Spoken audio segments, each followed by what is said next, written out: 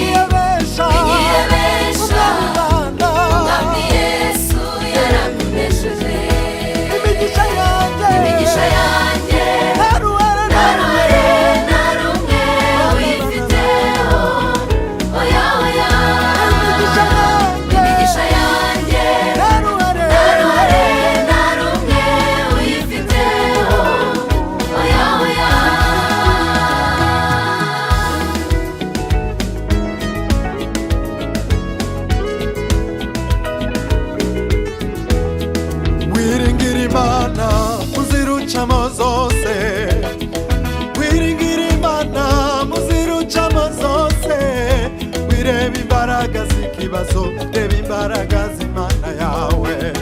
Yorodani ureba imbere n'ukuri igiye gucikamo.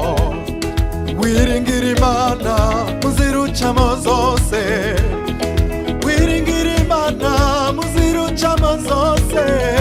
Wireba imbaraga z'ikibazo reba imbaraga z'Imana yawe.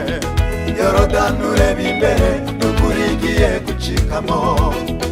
Yorodani ureba imbere n'ukuri igiye gucikamo. Imbere weyo w'inyiye besha